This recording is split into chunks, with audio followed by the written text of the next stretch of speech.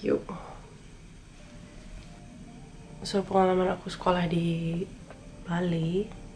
Pertama aku mau disclaimer, soalnya sekolah-sekolah kan semua beda ya.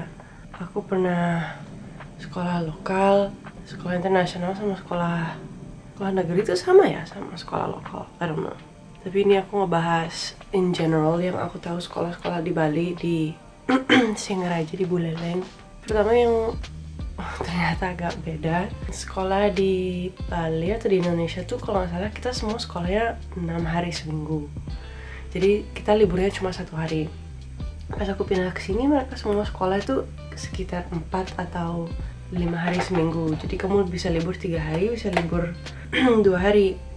Terus sekolahnya juga di Bali atau di Indonesia mulainya kayak jam 7, kadang-kadang jam 6. Terus sekolahnya selesai jam 1.45 atau jam 2. Tapi kalau di sini mungkin sekolah mulai jam 9, bisa jam 3 atau jam 4 selesai. Jadi perbedaan jam sama pokoknya waktu buat sekolah tuh udah agak beda. Akunya sih lebih setuju sama sekolah di Indonesia ya. Aku lebih suka bangun lebih awal. Kayak udah ngedisiplin sama ngerajin diri sendiri buat bangun pagi. Terus habis itu waktunya kamu selesai, kamu masih ada banyak waktu buat ngapain gitu, jalan-jalan atau just chill sama teman-teman. Jadi waktu mulai sekolah aku lebih setuju sama Indo. Tapi kalau disuruh sekolah 6 hari lagi, 6 hari seminggu, wow itu kebanyakan. Kayak nggak ada kesempatan buat ngapa-ngapain lagi. Kenapa harus sekolah 6 hari? Emang sih hari di aku ya, dari Senin sampai Jumat tuh sekolah kayak emang belajar teori, emang belajar beneran.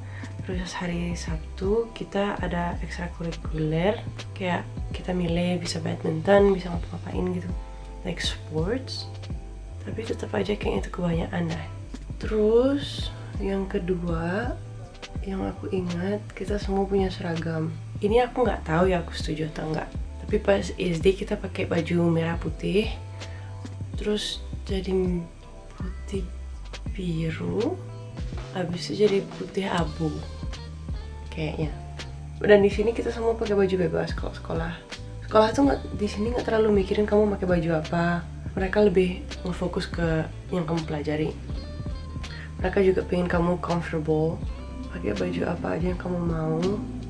Tapi ada peraturan kayak celana jangan terlalu pendek atau nggak boleh pakai sandal. Small things, bukan kayak oh semua harus pakai baju sama. Berdasarkan bullying, lebih setuju kita pakai seragam. Aku suka tema atau di idea dan orang-orang semua pakai baju sama, jadi kita nggak bisa menilai oh kamu pakai baju kayak gini berarti kamu orangnya kaya, berarti kamu bakal lebih di respect. Orang-orang yang nggak punya uang kalau dilihat bajunya sama terus itu bakal dibully. Itu emang beneran di Belanda kayak gitu. Misalnya bulan ini ngetrennya pakai tas Gucci, terus kamu nggak pakai tas Gucci, semua kayak ngejelekin gitu. Kayak gitu sih aku lebih setuju pakai seragam. Aku lebih suka juga kalau kita semua in unity, kayak pakai ya biar kelihatan kita satu kelas atau satu sekolah. Kayak orang bisa ngeliat oh itu anak SD, itu anak SMP.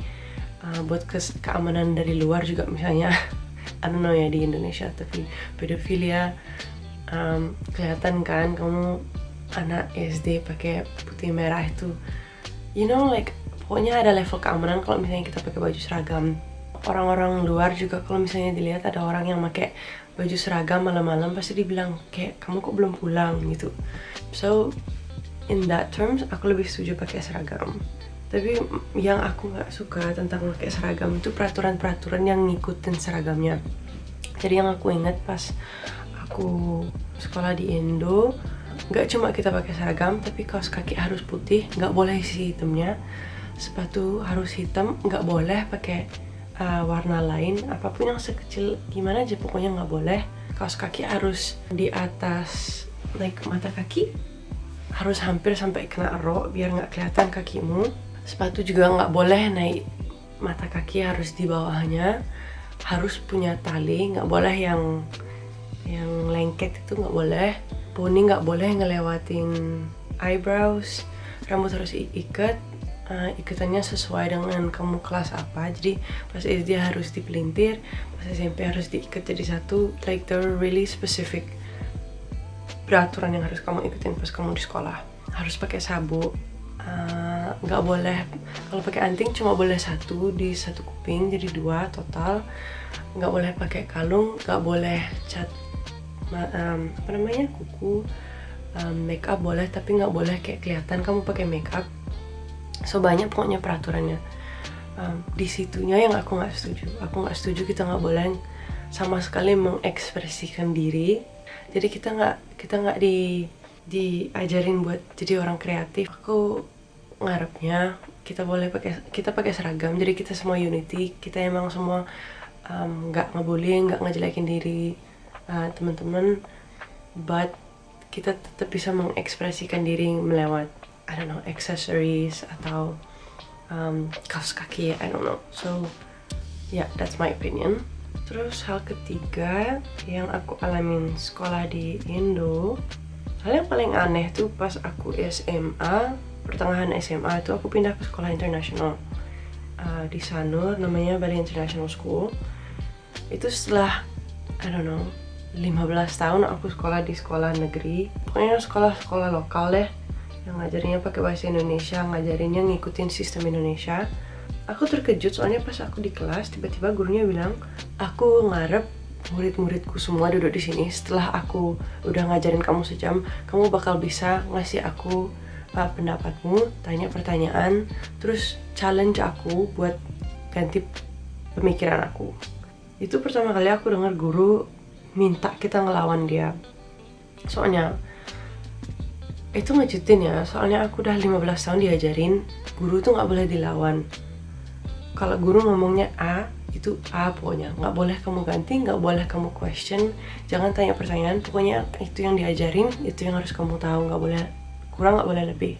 Jadi sering tuh pas kita di SD, SMP, ngikutin SMA, apalagi pakai bahasa Inggris, karena emang bilanglah bahasa Inggrisku nggak jelek dulu ya.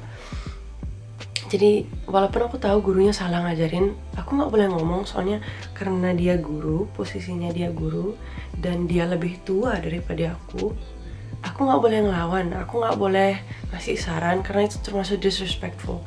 Dibilang nggak respect sama guru, dibilang nggak respect sama orang tua. Itu sayang kan, soalnya itu berarti kita harus ngebiarin gurunya ini udah bertahun-tahun ngajarin hal yang salah ke semua murid-murid. And kamu tahu dia salah, kamu bisa ngebuktiin kalau dia salah, tapi nggak ada yang berani ngomong karena itu disrespectful. Nah sekarang kamu bisa duduk di sini and say ya, I don't give a shit, pasti aku bilang kok. Ya boleh kamu bilang, tapi kamu nggak tahu setelah itu kayak gimana. Soalnya gurunya sampai kamu tamat nggak bakal suka sama kamu, bakal nyari alasan buat picking on you. I don't know how that's called. Jadi pengalaman sekolah kamu bakal agak nggak nyaman karena kamu adalah salah satu murid yang pernah ngelawan guru. Kamu nggak mau dicap kayak gitu, jadi kebanyakan orang pasti nggak ngomong gitu. So itu yang sayang sih. Nah, kalau di sini sama di international school tuh kita malah disuruh like, pokoknya habis kelas selesai kamu harus bisa ngelawan aku, harus bisa berdiskusi. Soalnya nanti kalau kamu udah dewasa pasti juga harus diskusi sama orang kan. Tempat kamu kerja, in your daily life, kamu harus bisa berani ngomong pendapatmu sendiri. Pas SD sama SMP setengah SMA tuh aku nggak pernah diajarin kayak gitu. Jadi sampai sekarang pun kalau misalnya orang pengen ngediskusi sama aku tetap agak kayak tapi nggak enakan. Jadi kalau misalnya tempat kerja aku diajak atau diminta ngelakuin sesuatu yang nggak aku find okay atau nggak nyaman, aku lebih sering ngerjain yang nggak aku find nyaman daripada aku bilang sorry tapi aku nggak nyaman. Soalnya kita udah in my system buat nggak ngelawan orang yang lebih tua atau posisinya lebih tinggi. So that's something I hope would change. Oke, ngelanjut ke I don't know nomor 4, nomor 5, I don't know. Selanjutnya aku mau ngebahas yang kita pelajari di sekolah. Pas aku pindah ke sini, aku nyadar nih, ternyata di Indonesia yang kita pelajari itu cuma tentang Indonesia. Pas aku pindah ke sini, aku nyadar semua orang bisa ngebahas World War I, Perang Dunia Pertama, Perang Dunia Kedua, itu tahun berapa, siapa yang perang pas Perang Dunia Pertama, Kedua, presiden di mana itu siapa, capital city di Thailand, capital city di Italy itu apa namanya. Aku nggak bisa ngikutin percakapan kayak gitu gara-gara pas aku sekolah di sekolah lokal nggak pernah diajarin. Yang aku sadar itu pas kita di sekolah, kebanyakan pelajaran yang kita pelajari itu cuma based on Indonesia aja. Aku hafal banget semua negara yang pernah datang ke Indonesia, berapa tahun, siapa nama leaders of these countries yang datang ke Indonesia, apa yang diambil dari Indonesia, mulainya di mana di Indonesia, like pulau mana pertama mereka datang, terus kemana, like that I remember. Tapi kalau udah masalah Perang Dunia Pertama, Hitler itu siapa, Trump itu siapa, cara sistem government di negara-negara lain itu kayak gimana, aku nggak tahu. So itu hal yang menurut aku juga penting banget buat kita pelajari. Seharusnya sekolah yang ngajarin aku tuh harus ngerti kalau pelajaran kita, walaupun kita tinggal di Indonesia tuh seharusnya nggak cuma berdasarkan histori sama sejarah yang terjadi di Indonesia aja. Semua negara kan tuh ada kerjasamanya. Kita seharusnya tahu juga semua negara yang ada influence di Indonesia tuh seharusnya kita pelajari juga, biar kita lebih ngerti kerjasamanya antara Indonesia sama negara-negara lain itu kenapa, buat apa. It's really important. Jadi sayang aku nggak belajarin.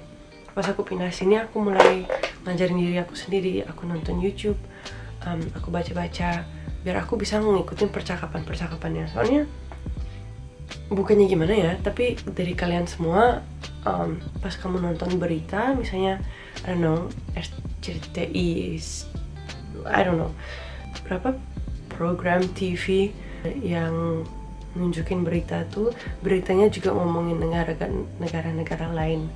Seingat aku dulu enggak ya, kayaknya aku nggak pernah dengerin berita di Indonesia yang pernah ngebahas sekarang bakal the voting for President Amerika bakal mulai, statusnya kayak gimana. Aku nggak pernah pokoknya dengerin kayak gitu. And for me itu sayang, soalnya seharusnya kita tuh tahu juga kan. That's really important. So pengalaman yang menurut aku alamin really jelek pas aku sekolah di Indo tuh, sistem OSIS di sekolah. Nah, aku nggak bermaksud ngejelekin sistem, soalnya mau ada sistemnya ini, mau nggak, murid bakal selalu ada yang kayak gini. Tapi aku kurang setuju dengan adanya murid-murid yang dikasih posisi lebih tinggi daripada murid-murid lain.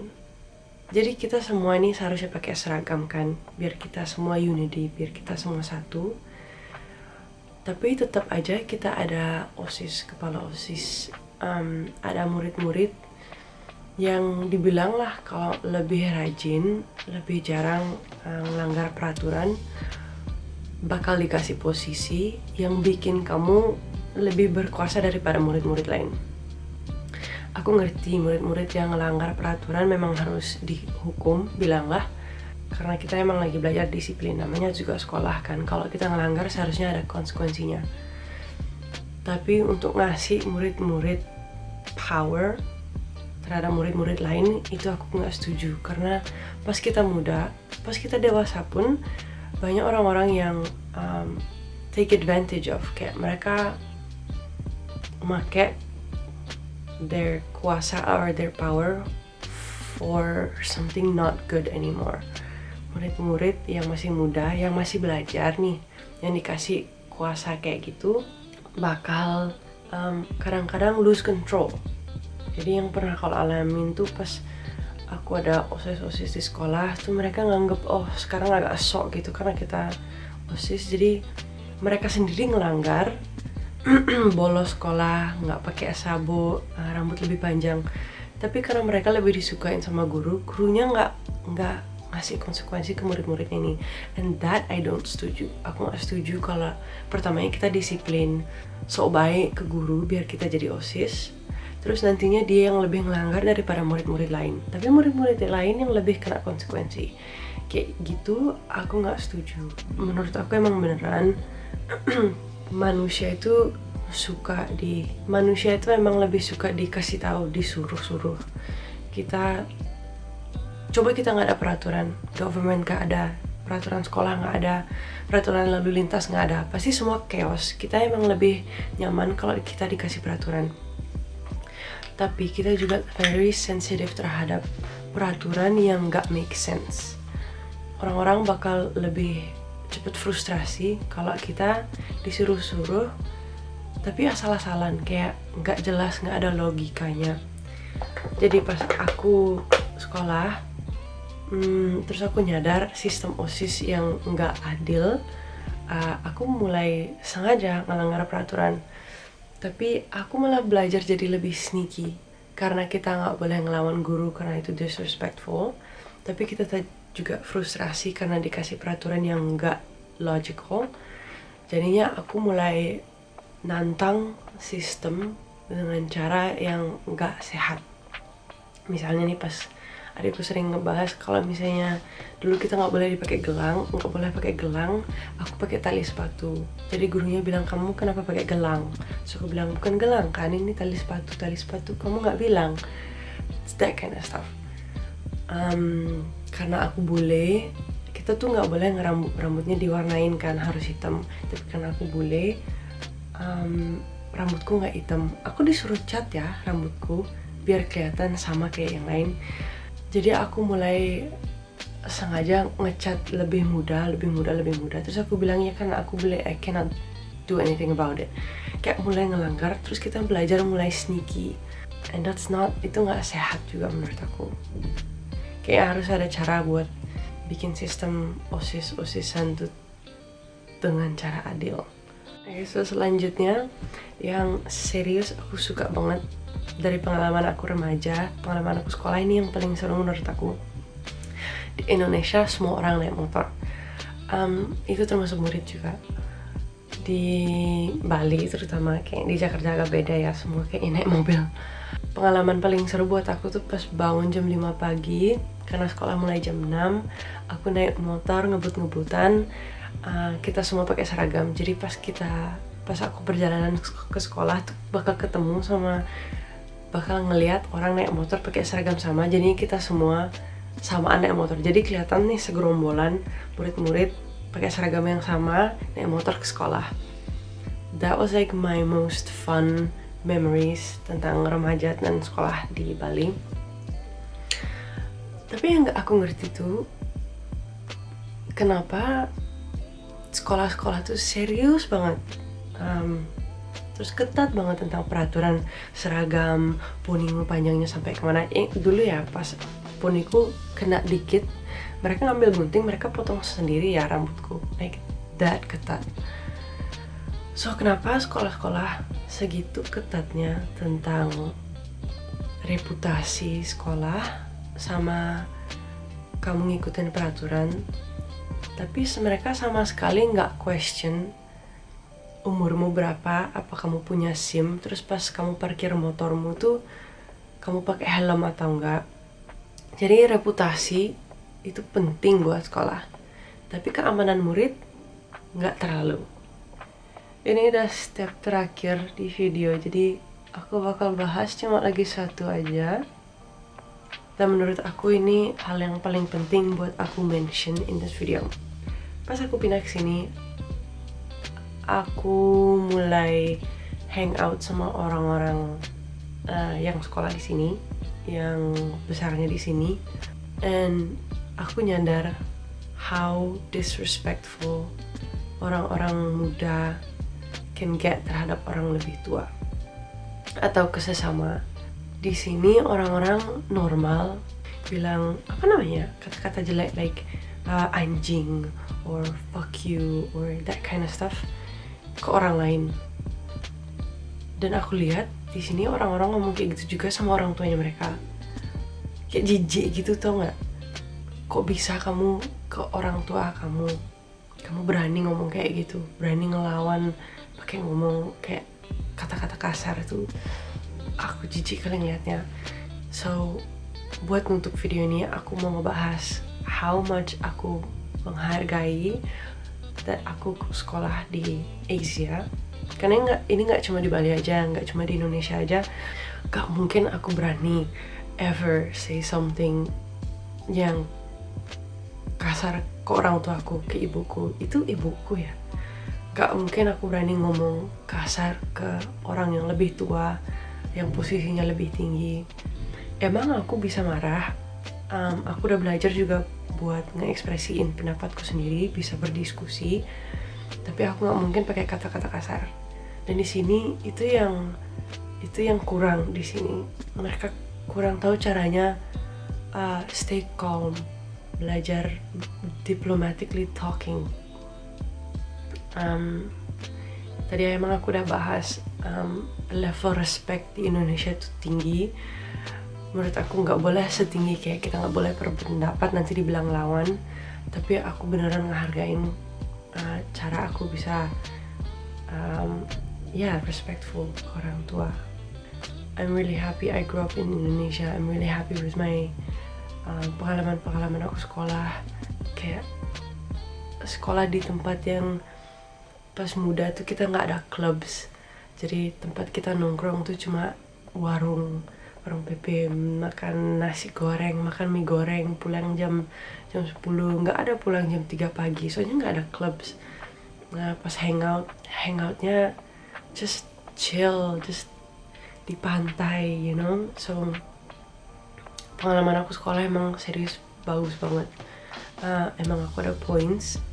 Like I said, aku udah belajar buat berpendapat, dan aku harap semua yang nonton ini ngerti maksudku bukan ngejelekin, maksudku bukan ngelawan sistem sekolah, tapi menurut aku kita boleh berpendapat, kita boleh jujur tentang pengalaman kita.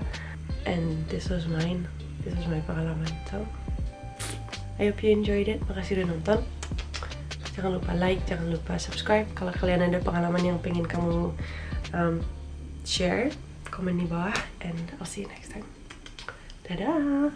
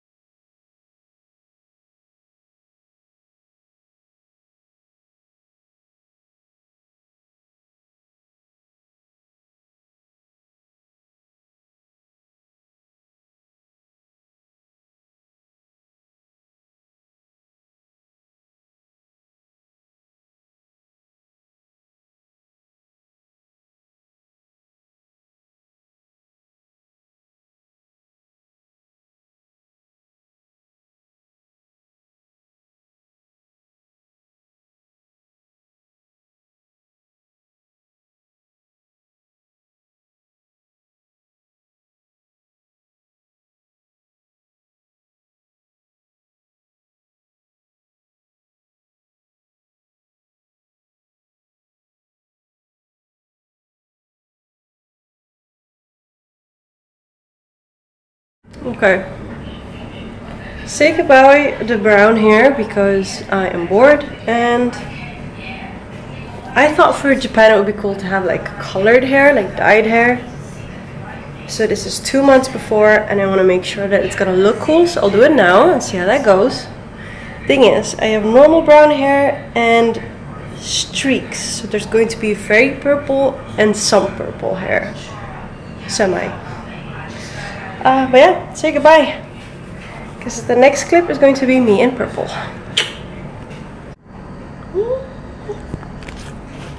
That is so purple! Oh my god! Oh dear god, let that not be too purple. I have to go to work tomorrow. Dear god, please. Oh my god. I did not want it to be that purple. Okay, it'll wash off. It's fine. It's fine. It's fine.